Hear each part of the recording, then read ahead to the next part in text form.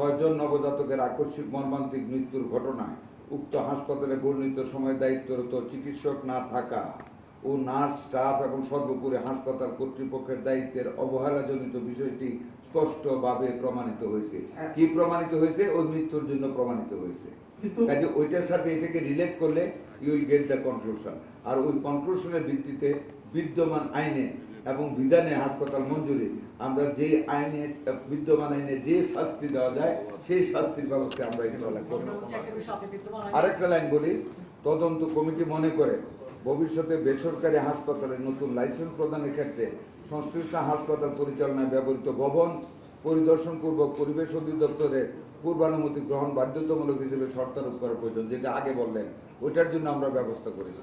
একটা বিষয় আপনি বলছেন বিদ্যমান আইন, আমরা যতটুকু আইন জানি যে এটি প্রমাণিত হলে 5 বছর জেল, যাবজ্জীবন জেল কিংবা রেজিস্ট্রেশন বাতিলের সুযোগ আছে আপনাদের। প্রথমটা একেবারেই সঠিক না। আমাদের আইনে যে প্রমাণিত হলে জেল দিতে পারবো, জেল দেওয়ার মালিক তো আমরা না, ইট ইজ দ্য কোর্ট। ওইটার জন্য ফৌজদারি একটা মামলা হয়েছে, মৃত্যু ফৌজদারি একটা মামলা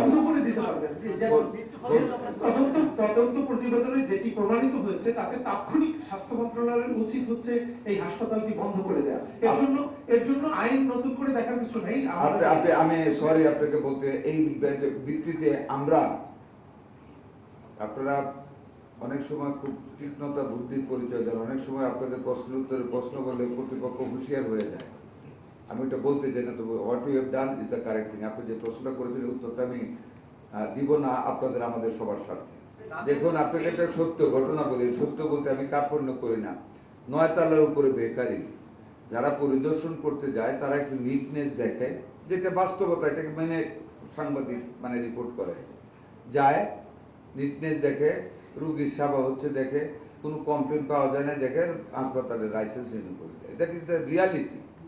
9 তলায় যে বেকারি করছে, আমি এটা ওইখানে আমার একটা আত্মীয় থাকে, এটা আমাদের কোনো অফিসের জানার কথা না, বিকজ এটা beyond the sea, beyond side, out of side.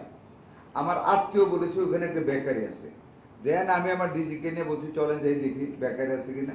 তখন আমরা 8 তলায় গিয়ে খোঁজ পেলাম বেকারি এবং দাহ্য পদার্থে ভর্তি। একটা আগুন লাগলে যে মানুষ বাঁচবে এরকম কোনো অবস্থানই সেখানে নেই।